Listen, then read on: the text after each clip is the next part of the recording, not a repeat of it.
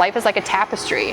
Every person you meet, every interaction you have, everything that happens to you, it's all weaving together to kind of build your story and bring you to your present moment.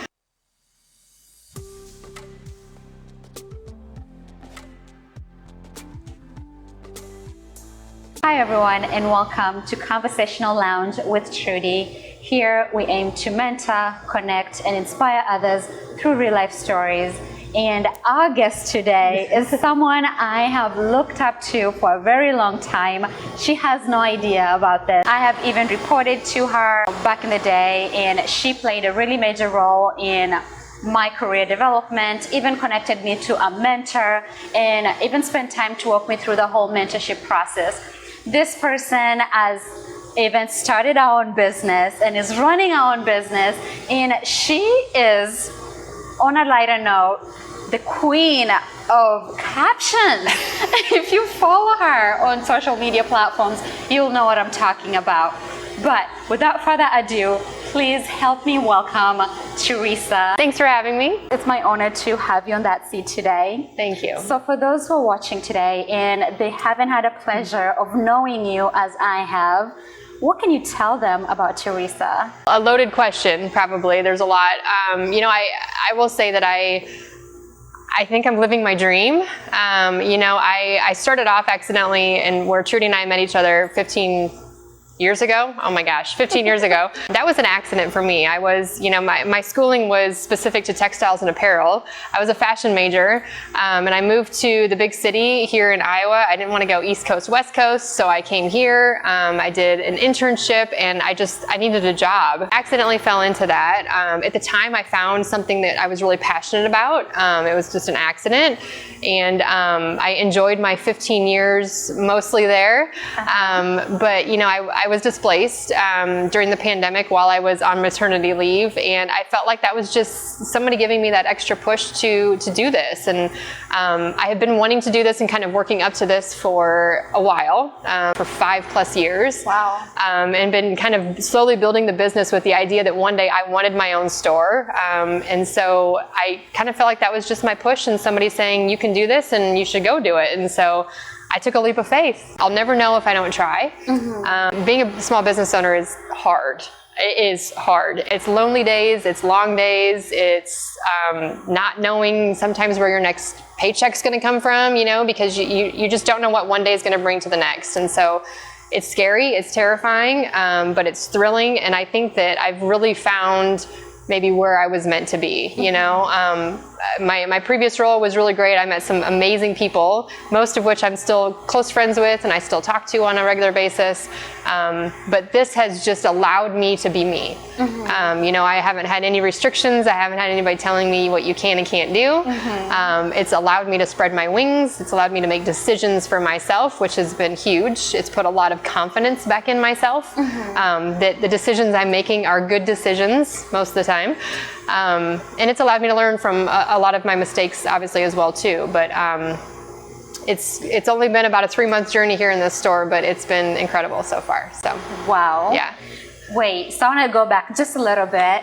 So you moved to Des Moines because you wanted to move to a bigger city. Yep. Where was that from? Cedar Falls. Okay. Well, and I grew up in a town of 1,200 people, so teeny tiny little town. So to me, Des Moines was a big city. This was crazy big with a mall and everything, which was exciting. But I didn't really want to do West Coast, East Coast. My family's all here, and I wanted to stay close to my family. And with a textile and apparel major, you're looking at, East Coast fashion and West Coast fashion, kind of the bigger New York, San Francisco, bigger cities like that. And so that just wasn't me. It wasn't what I wanted to do. Mm-hmm. I had a lot of fun during college. I met some really great people. Mm-hmm. I'm sure my dad would probably say he was a little not happy about the fact that I did 4 years of college and then went and worked at a bank. But either way, so I moved here and I just needed a job. So yeah. I was very intrigued by your leadership style. In my books, you're one of the amazing leaders that I've met. Yeah, that was an accident too. We like this accident. I mean, apparently I'm just a big accident. I didn't go into that role, obviously, at the bank, thinking I was gonna lead teams. It just kind of naturally happened. I started taking over kind of a team lead role for a while in my first role, and I was like, I I like this. This is really cool. I love people. I love working with people. I love and mentoring people. I love helping them to kind of figure out where they want to go, giving them the tools and the resources they need to be successful. For me, at the end of the day, that makes all the difference in the world. And so I love that aspect of leadership. I like that you use the word leadership, not a manager. I never looked at myself as a manager. I was a leader, yeah, absolutely. But I went in there and worked just as hard as anybody else, and I expected that out of myself. But for me, it was you getting that deal through in record time, you getting that promotion, you getting that raise, you getting what you deserve because of your hard work. And for me, that was the biggest win of all.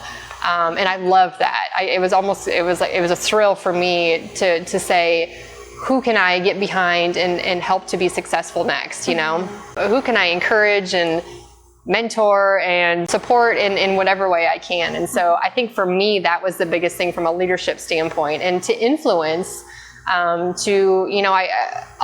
last couple of jobs, I went into them being hired to go in and change the culture. And so for me, taking on that responsibility and saying, how can I be a positive influence to this group? How can I maybe take a group of people that don't believe in themselves and don't understand how great they are and show them and prove to them how great they are? That for me was what it was all about. So that's what I loved. And you were one of those. I mean, first of all, you came in looking fantastic every day, and I really loved your wardrobe. Well, thank you. I was always like, she is like, I would sometimes walk in looking like, I'm not even going to say what I looked like, but I mean, and then Trudy would come in just, dressed just beautifully. You've had difficulty in your life, right? You've had challenges. We all have. But you were always positive. Like, you always came in just ready to crush it that day, and it's like that kind of thing. Like, I fed off of that a lot. Thank you. That was the stuff where it's like, I might be coming in having a really bad day or a really tough morning, and I have team members walking in like ready to go and pumped up and positive, and I fed off of that. That was a really big thing for me. But you just always had that. I'm just always going to do my absolute best, and today's going to be a good day. And did we have some wins? Did we have some losses? Yes, but today was a good day.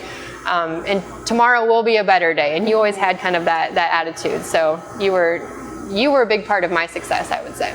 You want to know what the secret to that was? Please tell me. Because you created an environment that I felt comfortable coming to work as myself and as my positive self.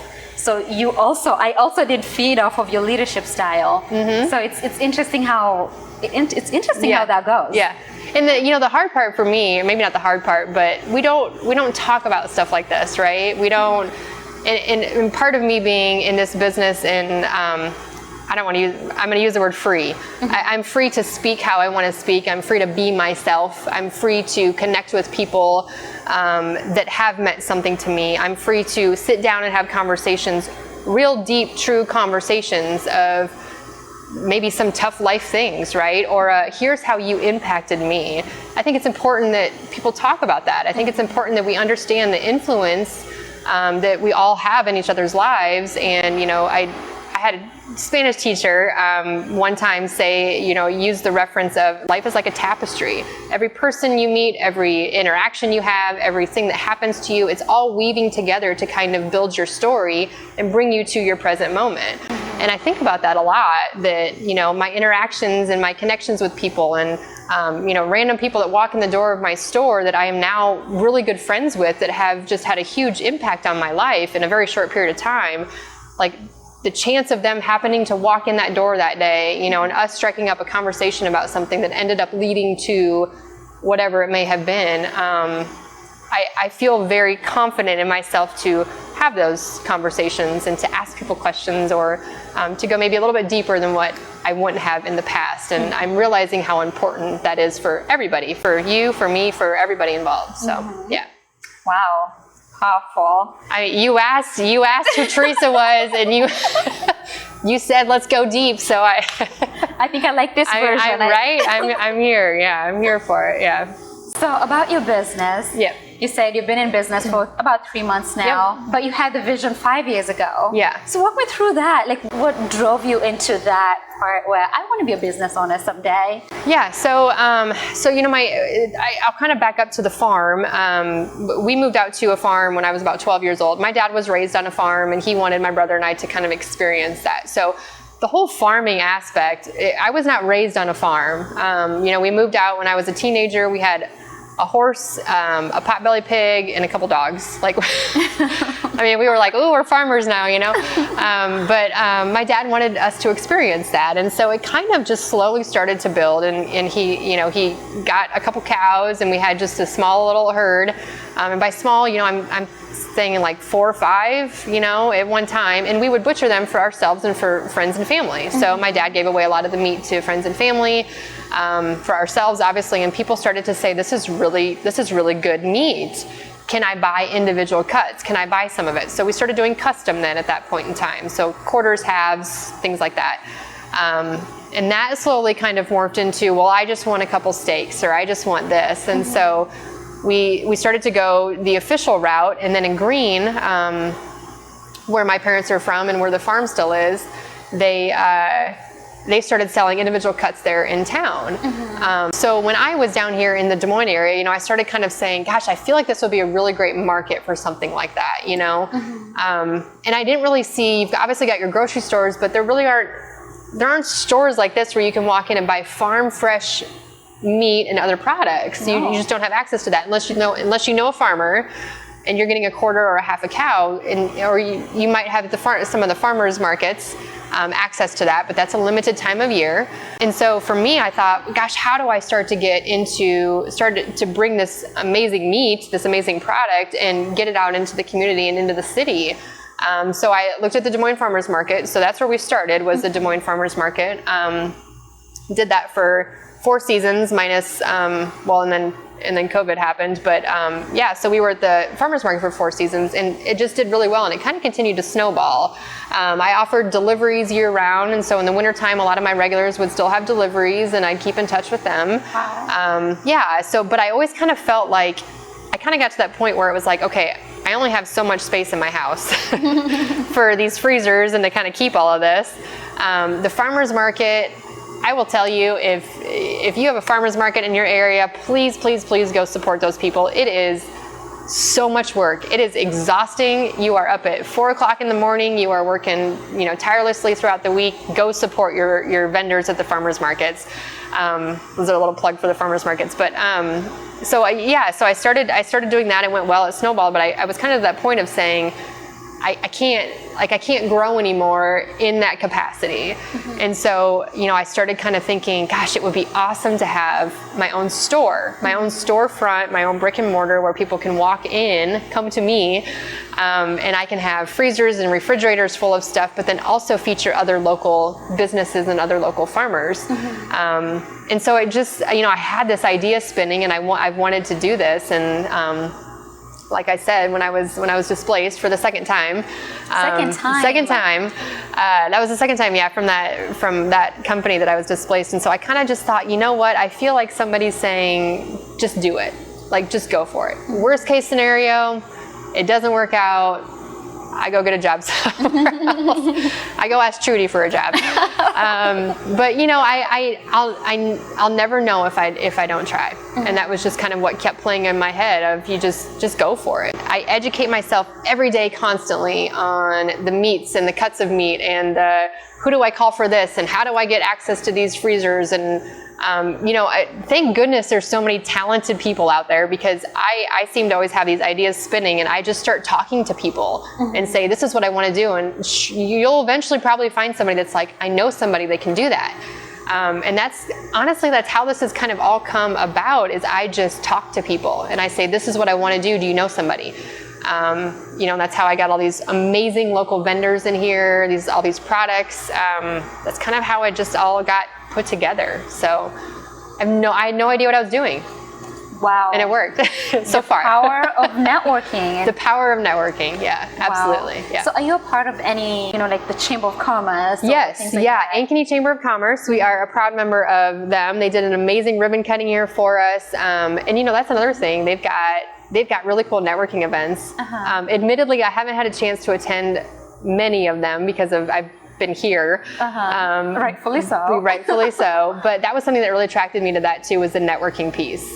Because I think, first of all, during the pandemic and being on maternity leave, but then not having that job anymore, I lost that constantly talking to people and having that network. And so now it became how do I get that again in the capacity that I'm in right now? And so, yeah, the chamber has been great for that. I've met amazing people through that. And again, they've got great connections. So that's a place where I go a lot when I say, okay, I need somebody to do this work for me, or I'm thinking I want to do something like this. I go to the chamber and I say, do you guys know anybody in the city, local, that can help me with this? And that's the other thing, is that, we all support each other.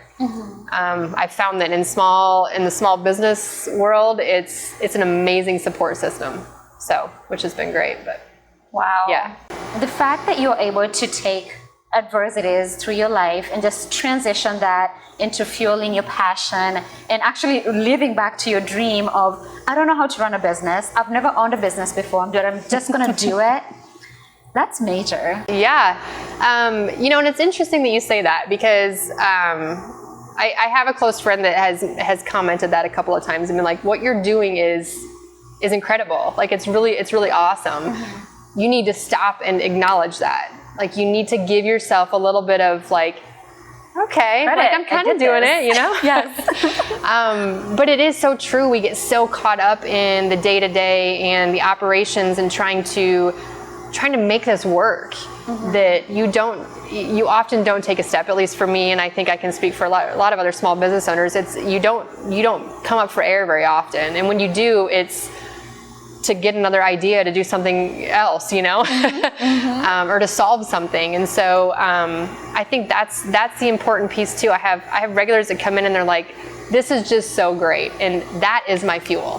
Not only seeing them coming back, but the acknowledgement of, I love your store, or the comments and likes on social media. As crazy as that sounds, I know we're so wrapped up in social media, and it's like, but from a small business standpoint, just those comments or that sharing really quick on your stories, somebody, a small business that has a giveaway, or whatever it may be, that 2 seconds you take to just have an extra click on there can sometimes mean the world to a small business owner. Every person that follows them, every person that walks in the door is just another way for them to put food on the table, to take care of their family, and to live out their dream. And so that acknowledgement is important, for myself included. I need to acknowledge myself and say, okay, this is kind of cool. This is pretty neat that I've done this. Not everybody has an opportunity to do this either. And I felt I do feel very fortunate from that aspect of it, that I was displaced from my job and somebody gave me just that kick that I needed to just do it. Because I honestly, I don't know if I would have. I think eventually maybe I would have gotten to the point, but to me it was when I feel ready. And who knows when that would have been, right? Who knows when? Yeah. Speaking of social media is huge, because I didn't even know about West 40 until I saw your post, because I've only known you from a professional aspect. I always kept it that way. And then when I saw that, I was like, ooh. And then I tried it, and I ordered some meats, and oh my goodness, my family's still talking about those meats to today. We had I had to text you about it. Like, it was so huge. It was amazing. And then it has this taste that's very, when we buy frozen food from, the chain, shops, there's some flavor that disappears after a while. But then when I tasted this, it just reminded me of the meat we used to eat in Kenya, and I was just like, we gotta go back. And that's been a big thing for me here, is that I have people that come in every day that say, I've never had a farm fresh steak, I've never had farm fresh eggs. Oh my gosh, if you've never had farm fresh eggs, you got to do it.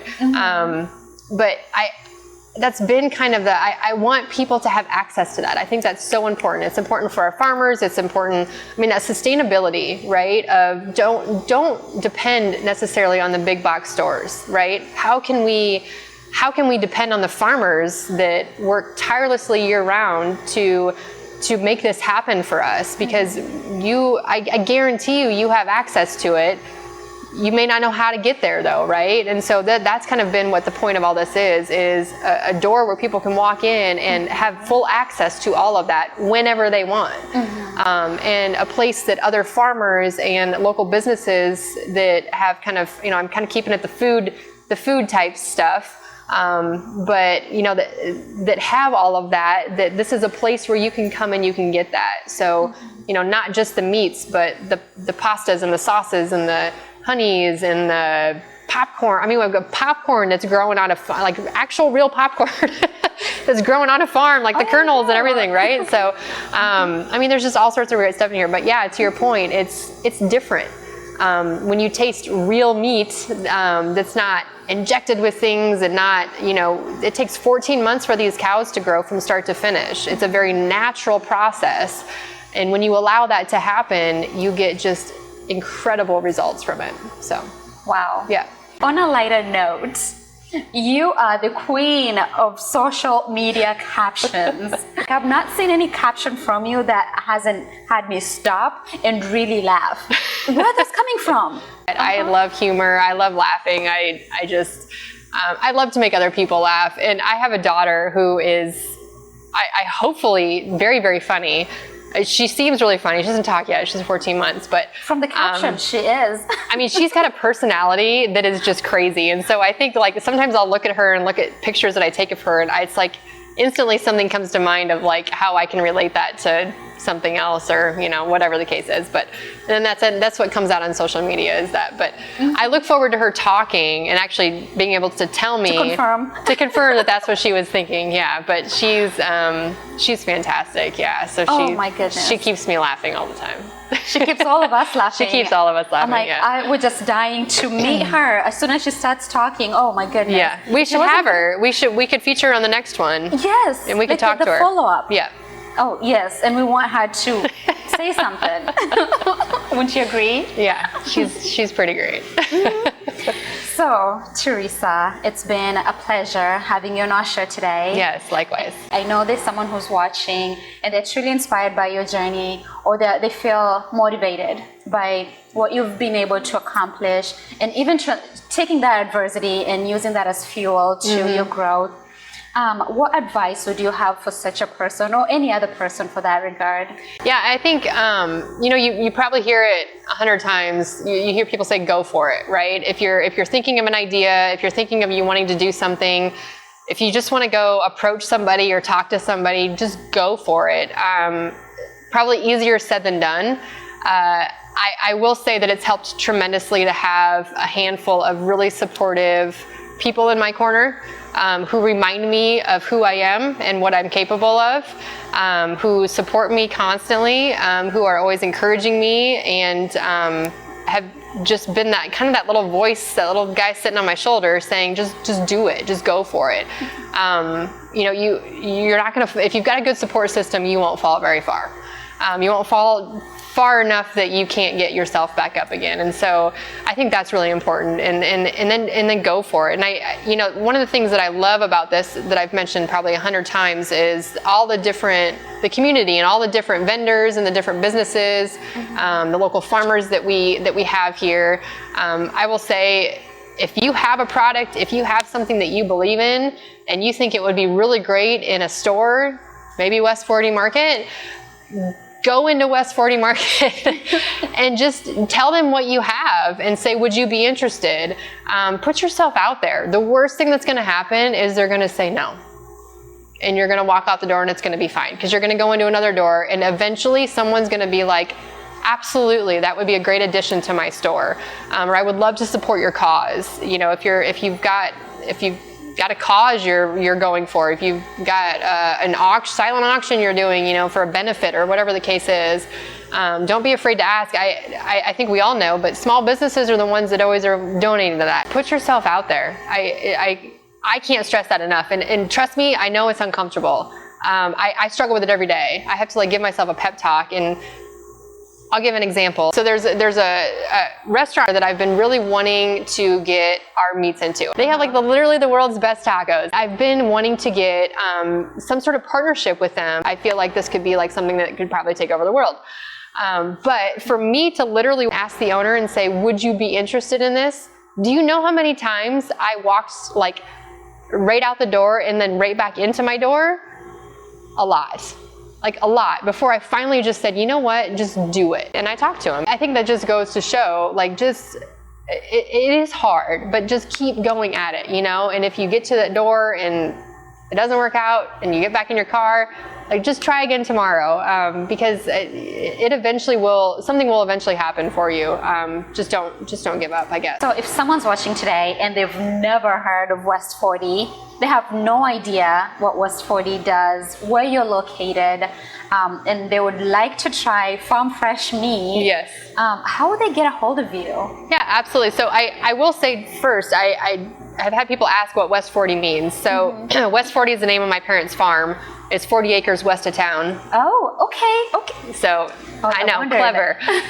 So that's where the West 40 comes from. So this is my own business, separate from my parents, but I wanted to keep that name going because that's where our meat comes from. So, but yeah, so we are located in Uptown Ankeny.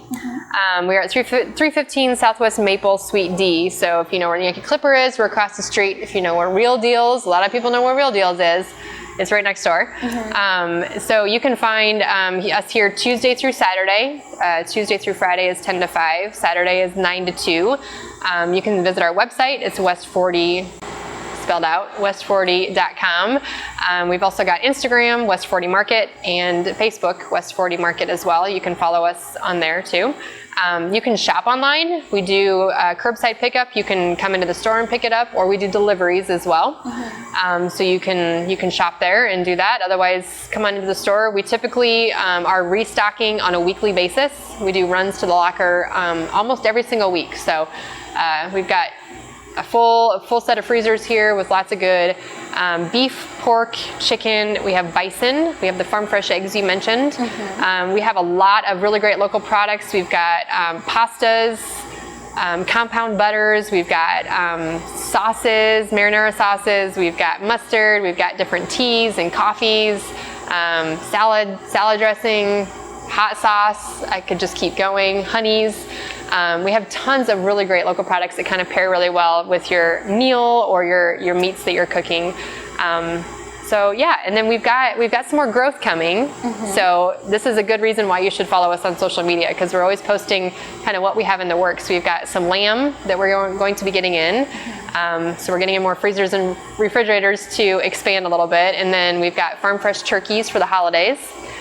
So we're doing pre-orders for those right now. So if people are interested in that, they can get pre-orders in. But all good reasons to follow on social media, because we always keep that updated on what we got going on. So absolutely. My personal favorite is the bundles. You do bundles on the holidays? Meat bundles, yeah. Yes, yep. I love those. Yes, yeah, we'll be having some more meat bundle options. We'll also be having some bundle options for the local products that we have in here too. Little quick little grab and go boxes already in a pretty little gift box for you with a lid on it and ready to literally just slap a label on it and give it to someone for Christmas. Somebody for Christmas. Or whatever you choose to celebrate. Yeah, so, and we always have those actually year round as far as the bundles are concerned. So we do have nice little boxes that meat can fit into. So we do have some kind of pre-made bundles online that you can order, or you can come into the store, you can pick out a handful of different things and we'll put it together for you in a really pretty box and make it all ready to go for you, and it's ready to give. And we have gift cards too, if you want to do that too. Yeah. Even better. Have everything. Thank you so much for sharing. Yeah. I know for a fact I will be leaving here with my bundle today, because I have missed this meats for a long time and I couldn't wait. So thank you so much for staying with us, and we'll see you again on our next series.